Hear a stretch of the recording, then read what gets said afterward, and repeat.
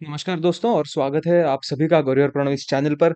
अभी तक अगर आपने सब्सक्राइब नहीं किया है तो प्लीज़ प्लीज़ चैनल को सब्सक्राइब ज़रूर करिएगा, क्योंकि मैं हर ट्यूसडे को नए-नए वीडियोज़ लेकर आता हूँ on my thoughts on book reviews जो मैं रिसेंटली किताबें मैंने पढ़ी है उस पर। इस बार जो हम बात करने वाले हैं, हम एक किताब की नहीं तो हम पूरे किताब की जो सीरीज़ है उस पर बात करेंगे। हम बात करने वाले हैं भारत सीरीज़ पर, जो लिखी गई है अश्विन सांघी जी के द्वारा। तो before I start the video before we start the video, please channel को फिर से एक बार मैं कह रहा हूँ, चैनल को सब्सक्राइब जरूर करिए। और ताकि आपको हमेशा मिलते रहे the recent updates on books which I have read or the reviews or the thoughts which I come across। तो शुरू करते हैं।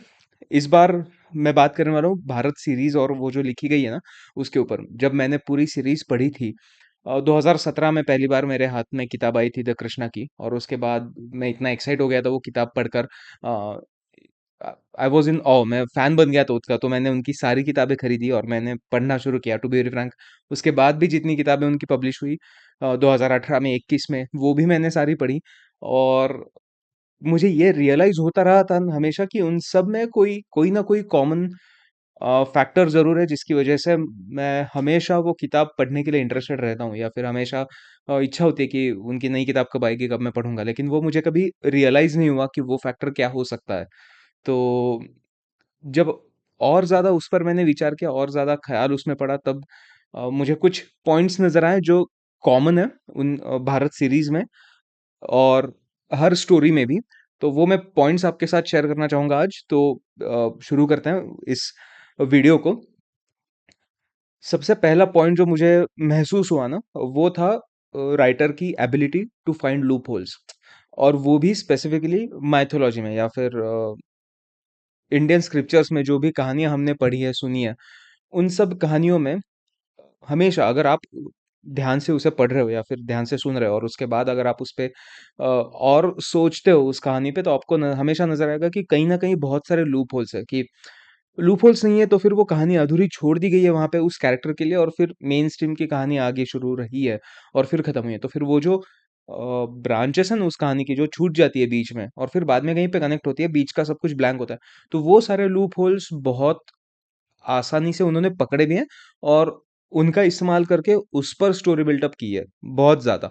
तो पहला पॉइंट तो यही था कि जो मुझे रियलाइज़ हुआ कि वो है कि वो पुराने माइथोलॉजिकल स्टोरीज़ के जो लूप होल्स है वो बहुत अच्छे से ग्रास्प कर पाते हैं, और जिसके ऊपर फिर उन्हें आगे की लिखना, स्टोरी लिखने की सूझती है आगे की स्टोरी पूरी। तो उन लूप होल्स में, और सिर्फ मैं जब माइथोलॉजी कहता हूँ, मैं सिर्फ हिंदू माइथोलॉजी की बात नहीं कर रहा हूँ। जो भी इंडियन सबकॉन्टिनेंट में माइथोलॉजीज बनी है, उन सब में लूप होल्स ढूंढ के वो उन पर बात करने की कोशिश करते हैं। फॉर एग्जाम्पल रोजेबल लाइन थी, जो एक्चुअली जीसस क्राइस्ट के after he completed his 33 years, जब उनका रीइंकार्नेशन हुआ उसके बाद वो कहाँ पर थे, इस पर बेस्ड है। और असली रोजेबल लाइन कहाँ पे है वगैरह। कृष्णा की स्यामंतक मणि के ऊपर बेस्ड है। या फिर द वॉल्ट ऑफ विष्णु जो रिसेंटली आई थी, वो दरअसल में विष्णुज वॉल्ट पर बेस्ड है, जो रिंग मतलब हनुमान जी भी उसमें है बहुत बीच में से। वो स्टोरी एक्चुअली अशोका एम्परर ने, जब उनकी एक सीक्रेट सोसाइटी थी, उस सोसाइटी पर बेस्ड है। उसके बाद तिब्बतियन माइथोलॉजी भी है उसमें। तो ये हर कहानी में हमने जो पढ़े सुने किस्से होते हैं ना, उस पर वो फोकस करते हैं, और ये बात मुझे उनकी बहुत पसंद आती है। सेकंड थिंग जो होती है वो कि न्यू स्टोरी जो जो उन्होंने स्टोरी बनाई है, वो स्टोरी वापस लिंक होनी चाहिए to the older mythological story, जो कि बहुत मुश्किल होता है। एक आपको ऑलरेडी एक कहानी पता है, आपको क्या सभी को पता है, एक कहानी है, एक किरदार है, लेकिन उस किरदार का एक लूप होल ढूंढ के वहां से कहानी बनाकर वापस मेन स्ट्रीम में जो पुरानी कहानियां हमने सुनी है उसी को लिंक करते हुए उसका स्ट्रक्चर कहीं पर चेंज नहीं होता। ऐसे कहानी लिखनी पड़ती है या फिर ऐसे कहानी लिखी जाती है उनके भारत सीरीज में, कि जो मेन बेस है, मेन कहानी है, उस पर कभी भी कोई भी फर्क नहीं पड़ता। और इस मुद्दे से हम तीसरे मुद्दे पर आते हैं। ऐसा क्यों होता है? क्योंकि होती है उसमें एक अलग रीजनिंग या अलग पर्सपेक्टिव। अलग रीजनिंग या अलग पर्सपेक्टिव कैसे होता है? तो फॉर एग्जाम्पल मैं एक उदाहरण दे रहा हूँ कि रामायण हम सबको पता है क्या हुआ है रामायण में, लेकिन अगर मैं बता दूं कि राम ने रावण को नहीं मारा, तो ये गलत बात होगी। ये उस रियल स्टोरी से अलग बात है, और ये उस स्टोरी में जाती भी नहीं है, ऐसी स्टोरी है भी नहीं।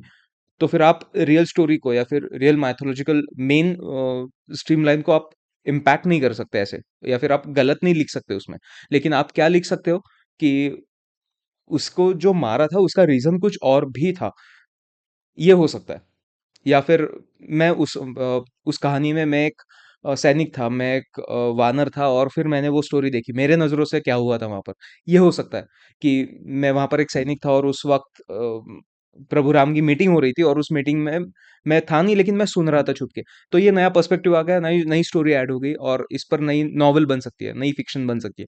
तो ये जो रीज़निंग और पर्सपेक्टिव पर काम है ना, ये बहुत अच्छे से किया गया है पूरी भारत सीरीज़ में। आप कोई भी किताब उठाकर देख लो और उसे पढ़ लो, तो उसमें रीजनिंग और पर्सपेक्टिव इतना बेहतरीन है कि पहले के दोनों मुद्दे, यानी कि स्टोरी की जो नई ब्रांच निकली और जो लूप होल से निकली है, और फिर वापस वो जिस स्टोरी पर लिंक हो रही है ना, ये दोनों मुद्दे बहुत आसानी से कवर हो जाते हैं, और you end up believing into it. आप यकीन मानने लगते हो कि नहीं, जो हुआ है ना, जो रीजनिंग दिया है वही सही होगा, वही सही होना चाहिए। और इनका homework homework for a novel, इनका जो अभ्यास है एक नॉवल के लिए, जो reference, to be very frank, बहुत कम राइटर्स हैं जो इतना सारा रेफरेंस मटेरियल लिखते हैं, लेकिन इन्होंने वेबसाइट से लेके बुक्स तक सब कुछ रेफरेंस मटेरियल की लिंक्स में दिया है eight the end of the book. तो ये जितना अभ्यास उनका हुआ है on every aspect, every reasoning and every perspective of that book, तो ये प्रशंसनीय है। ये बहुत ही मुश्किल बात है टू टू डू, और इतना अभ्यास करके आपकी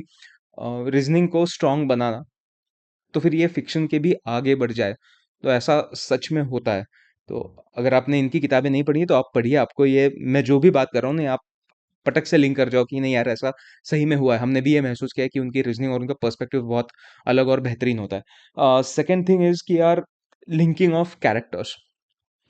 तो उनकी एक तो आगे तो हम उनकी स्टोरी लाइन्स पर भी बात करेंगे, लेकिन लिंकिंग ऑफ कैरेक्टर्स, या तो उनके पास एक कैरेक्टर है जो इमॉर्टल है, जो उस कहानी से इस कहानी में है, या तो कोई एक एंसेस्टोरियल बिलीफ है, या फिर एंसेस्टोरियल कोई ज़िम्मेदारी है जिसकी वजह से वो सीक्रेट हमेशा आप तक पहुँच रहा है, या फिर इस कैरेक्टर तक पहुँचा है। तो ये दोनों बातें उनकी यूजुअली उनकी नॉवेल्स में मैंने बहुत देखी है, जिसकी वजह से at the end we end up believing कि नहीं यार, ये बंदा तो है ना, पास्ट में भी जिंदा था, अब भी जिंदा है, तो सही बोल रहा होगा, या फिर इनका एक कोई एंसेस्ट्रल सीक्रेट है, तो ये सीक्रेट तो वैसा का वैसा फ्लो होता आ रहा है ना, तो फिर ये जो बोल रहे हैं वो सही है। तो ये जो लिंक सिर्फ एक चीज की या फिर कोई एक आर्टिफैक्ट की लिंक ना देते हुए, कोई एक कैरेक्टर एज अ लिंक बिठाओ ना दो स्टोरीज में। अब next point will be the story lines. तो हमेशा एटलीस्ट दो स्टोरी लाइंस होती है, और उन दो स्टोरी लाइंस के बीच में एक बंदा होता है, या फिर एक शख्स होता है जो उन स्टोरीज को लिंक कर रहा है, you know, at least to stories either. अगर आप पास्ट से लिखने की कोशिश कर रहे हो तो पास्ट एंड फ्यूचर, अगर आप आज से लिखने की कोशिश कर रहे हो या आज के पर्सपेक्टिव में लिख रहे हो तो फिर पास्ट एंड प्रेजेंट। ये दो स्टोरी लाइंस उनके पास हमेशा होती है, और स्टोरी लाइंस भी ऐसा नहीं है कि पहले पास्ट बोल दिया फिर second half of the book और फिर उसमें नेक्स्ट हाफ है, या फिर प्रेजेंट की बात हो रही है, नहीं। एक ही चैप्टर में first two paragraph of the past and the rest is story, या फिर वाइस वर्सा, लेकिन हमेशा एक ही चैप्टर में दोनों स्टोरी लाइंस एक साथ बढ़ती है। अगर दो कैरेक्टर्स की डिफरेंट डिफरेंट स्टोरीज हैं, तो एक ही चैप्टर में या फिर एक के बाद एक के चैप्टर में दोनों की स्टोरी लाइंस चल रही है, ताकि जब आप किताब पढ़ रहे हो तो आपके लिए वो दोनों पैरेलली हो रहा है। तब जाके आपके मन में वो इंटरेस्ट जगा रहता है कि यार नहीं, पहले क्या हुआ था, अब क्या हो रहा है, अब तो ये दोनों तो साथ साथ चल रहे हैं, पहले भी इतना ही हुआ था, प्रेजेंट डे में भी वो प्रोटैगनिस्ट है, एंटेगनिस्ट है, वो इतना ही कर रहा है। तो ये जो क्यूरियोसिटी मेंटेन होती है ना हमेशा एज एन रीडर, तो वो इसी वजह से होती है अपनी, क्योंकि हम दोनों स्टोरीज एक साथ पढ़ते देखते हैं। उन स्टोरीज में ब्रांचेस भी हो सकती हैं, कि जो प्रेजेंट की स्टोरी चल रही है उसमें एंटेगनिस्ट और प्रोटैगनिस्ट दोनों का पर्सपेक्टिव है, तो फिर दोनों की अलग अलग कहानियां हैं, लेकिन वो कहानियां साथ में चल रही है along with the historic story, जो शायद बहुत ज्यादा बड़ी नहीं होगी, लेकिन हर एक चैप्टर में उसका रेफरेंस है। तो you end up being, no, stuck with that thought, stuck with that book, कि आप उसी बुक के अलावा कुछ सोच ही नहीं पाते हो। क्योंकि ऑलरेडी उस बुक में 4 ख़्याल है जो आपके दिमाग में चल रहे हैं, तो आप दूसरा ख़्याल ले भी नहीं सकते। आप उसी बुक का नेक्स्ट चैप्टर पढ़ना शुरू कर देते हो। तो ये जो ख़ास बात थी ना उनके पूरे भारत सीरीज़ की, ये मुझे बहुत पसंद आई। दूसरी बात जो अब एक्चुअली हम अभी कर ही रहे थे कि कैरेक्टर बिल्डअप और कहानी, मतलब कहानी ऐसी होनी चाहिए कि जो उनके सारे भारत सीरीज़ में सारी कहानियाँ ऐसी हैं जो एक क्यूरियस पॉइंट को लेकर आखिर तक चल देती है। जो शुरू के फर्स्ट चैप्टर में ही आपको पता चल जाता है कि ये क्यूरियस पॉइंट है और इस पॉइंट को लेके स्टोरी आगे बढ़ेगी, वो आखिर तक वही पॉइंट है। जैसे मैंने बोला कि फॉर एग्ज़ाम्पल रोज़ेबल लाइन में था कि असली रोज़ेबल लाइन कहाँ पे है, या फिर जीसस क्राइस्ट की टोम्ब कहाँ पे है। अब वो कश्मीर में एक टोम दिख रही है आपको, तो आप आखिर तक उस चैप्टर का रेफरेंस ढूँढने की कोशिश कर रहे हो, हर एक चैप्टर में कि नहीं यहाँ पे कुछ पता चल रहा है कि नहीं, वहाँ कुछ पता चल रहा है कि नहीं, और आप ऐसे ही आगे बढ़ रहे हो। जैसे कृष्णा की में स्यामंतक मणि था, तो कुछ कोई कोई एक सीक्रेट है जिसकी खोज करने के लिए कोई ना कोई निकला है, आइदर प्रोटैगनिस्ट और एन एंटागनिस्ट। यूजुअली एंटागनिस्ट को पता है कि उसे क्या चाहिए, प्रोटैगनिस्ट को पता ही नहीं होता इनकी स्टोरीज़ में कि उसे चाहिए क्या है, और if he is the chosen one और if he is the selected one kind of. तो ये प्रोटैगनिस्ट की और एंटागनिस्ट की थियरी, उनकी कहानियाँ, और फिर उनका जो रिलेशन है विद दैट सीक्रेट, ये this is the most common factor on of all of his books. हर एक बुक में यही है कि प्रोटैगनिस्ट को पता नहीं है कि हो क्या रहा है, और if he is that special, और एंटागनिस्ट को एग्ज़ैक्टली पता है कि उसे चाहिए क्या, लेकिन उसे वो मिलता नहीं है। ओके, और इसके बाद देखिए उन्होंने उनके एक इंटरव्यू में उन्होंने कहा भी था कि he wants everybody to be aware of historical facts, stories and mythologies और mythological stories. ओके, तो जब उन्होंने ऐसा कहा था ना, तो दैट्स द टाइम जब मुझे रियलाइज हुआ कि इसीलिए उनके कैरेक्टर्स में, या फिर कैरेक्टर लाइनअप जो होता है ना, 8-10 कैरेक्टर्स होते हैं एटलीस्ट हमेशा। एंटेगनिस्ट हमेशा ज़्यादा इंटेलिजेंट और ज़्यादा स्मार्ट बंदा है with more skills and techniques around, और प्रोटैगनिस्ट को अगेन ही हैव नो आइडिया कि हो क्या रहा है। ओके, और हमेशा दोनों में फ़र्क इतना ही है कि एंटागनिस्ट को he is fed up of everything, और वो सेल्फिश है, उसे बस खुद की फ़िक्र है और उसे बाकी के नुकसान की कोई पड़ी नहीं है। लेकिन प्रोटैगनिस्ट को ही नोज़ कि देयर इज़ अ कार्मिक chain reaction of every Karma he does. तो वो नहीं चाहता कि जो उसने सफ़र किया है वो बाकी के लोग भी सफ़र करें, वो चेन रिएक्शन शुरू हो, इसलिए वो बेहतर बनने की कोशिश कर रहा है। These are the specific characters every time in general every story. Okay, तो इनके साथ-साथ हमेशा या तो एंटागनिस्ट या प्रोटैगनिस्ट खुद, या फिर उनका कोई सपोर्टिंग रोल, सपोर्टिंग कैरेक्टर हमेशा या तो डॉक्टर होगा या फिर इंटरेस्टेड होगा इन वैदिक स्टडीज, ताकि उसे उतना स्क्रीन टाइम मिले टू टेल एवरीथिंग। सो जब अश्विन सर कुछ बता रहे हैं तो वो अपने को एज अ फुटनोट नहीं बताते, there is a character saying और giving you some information on that respective aspect of the book और ऑफ दैट स्टोरी। तो फिर वो कैरेक्टर को उतना स्क्रीन टाइम भी तो चाहिए, मतलब उसका इन्वॉल्वमेंट उस स्टोरी में इतना चाहिए कि आपको कुछ वो बता सके। तो फिर उसके मोनोलॉग्स होंगे बहुत बड़े-बड़े, he will try to explain you everything, और फिर उसके साथ-साथ एक ऐसा स्टूपिड कैरेक्टर भी होगा, many a times even a protagonist himself, जिसे कुछ आइडिया ही नहीं है क्या हो रहा है, तो वो बार-बार पूछ रहा है। So that stupid guy, he actually is representing a reader in that novel. उस नॉवेल में उस जो पढ़ रहा है, उस रीडर को रिप्रेजेंट करने वाला वो एक स्टूपिड कैरेक्टर रहता है जो बार-बार सवाल करे कि ये क्या है? वो क्या है? उसका क्या मतलब है? इसका क्या मतलब है?